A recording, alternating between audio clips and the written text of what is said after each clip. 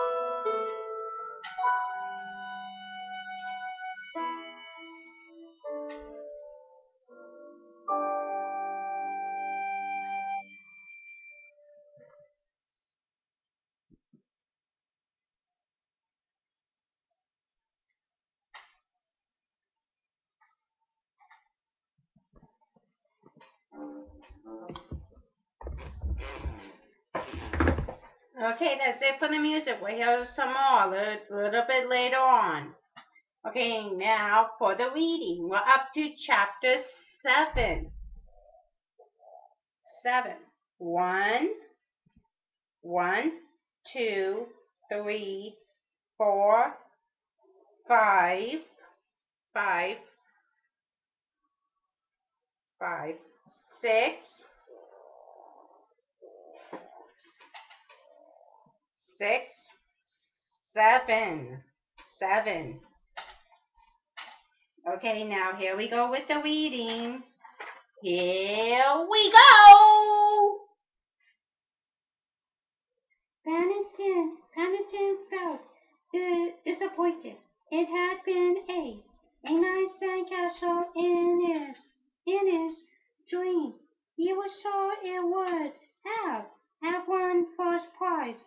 He rubbed his eyes and followed Judy and Jonathan up the beach to where Miss Ward had laid out the sandwiches, ham, egg, and cheese for everyone else, and special marmalade ones for Paddington with ice cream and fruit salad to follow.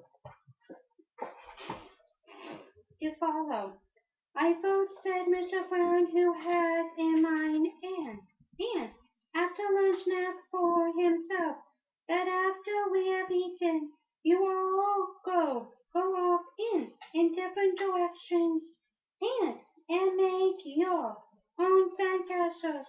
Then we will have our own private competition as well as the official one. I will give 2 shillings to the one with the biggest castle. All three thought this was a good idea, but don't go too far away, called Miss Brown as Jonathan, Judy, and Paddington set off. Remember the tides coming in, for if I fell on deaf ears, they were all much too interested in sand castles.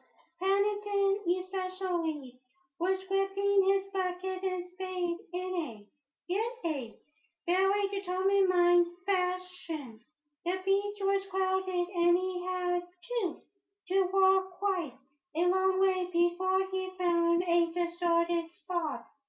First of all, he dug a big moat in a circle, leaving himself a drawbridge so that he could fetch and carry the sand for the castle itself. Then he set to work carrying bucket loads of sand to build the walls of the castle. He was an industrious bear, was. Hard work and his legs and paws soon got tired.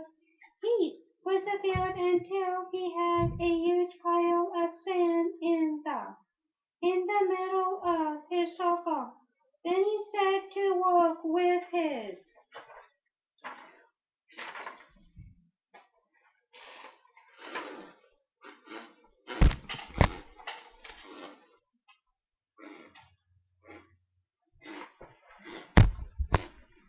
Then he set to work with his spade, smoothing out the walls and making the battlements.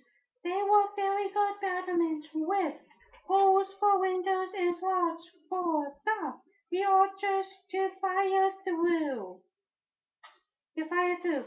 When he had finished, he stuck his spade in one of the corner towers, placing his hat on top of that, and then lay down inside next to his marmalade jar and closed his eyes. He felt tired, but very pleased with himself, with the gentle roar of the sea in his ears. He soon went fast asleep.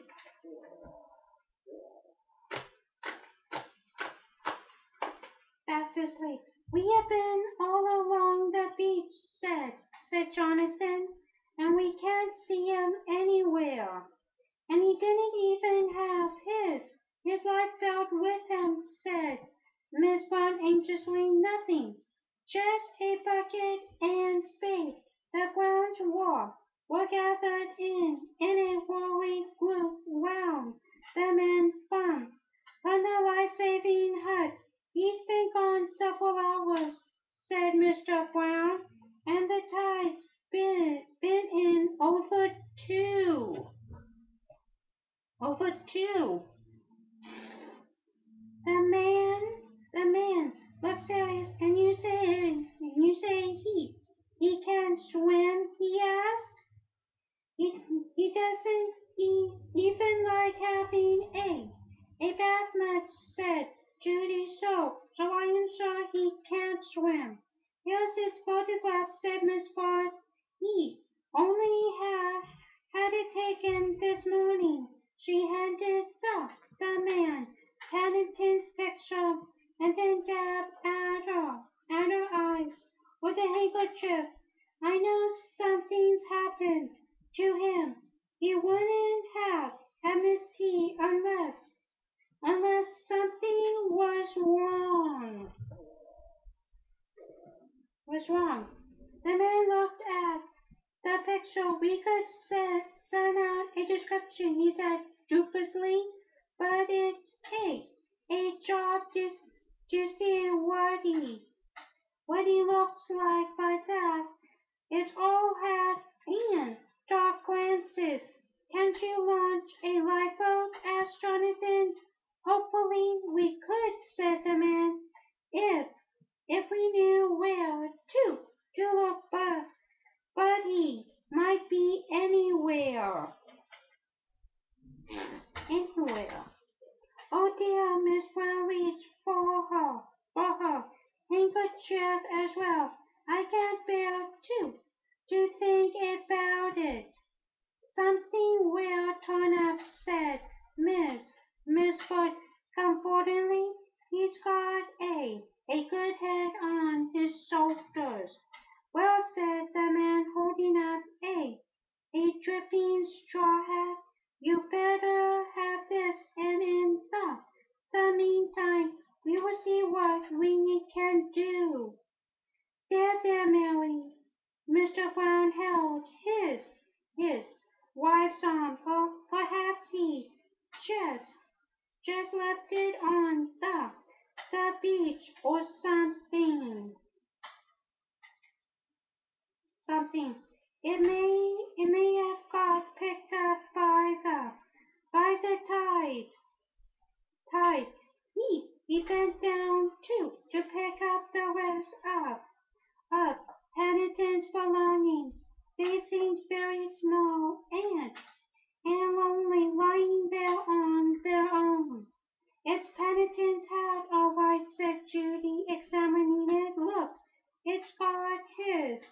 was marked inside. She turned the hat inside out and showed them the outline of a palm of ink and black ink and the words, "My hat, Paddington." "I thought we all separated," said Jonathan, and combed the beach. We were we were we were we were stand we were stand more chance that way.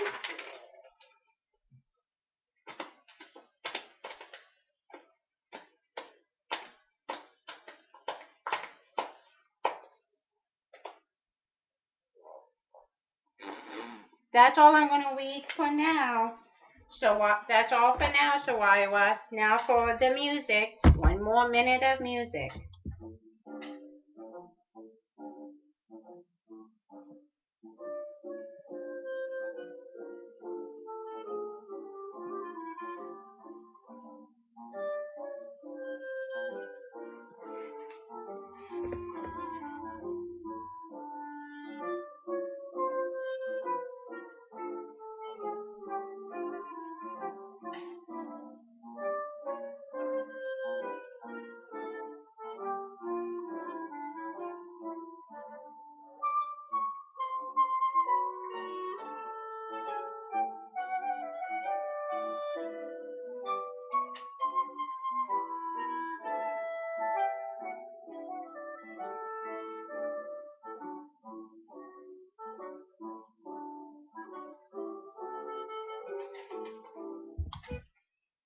Okay, that's it for the music, Soraya.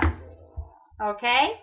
Bye-bye for now. Lots of love and kisses. Mwah, mwah, mwah.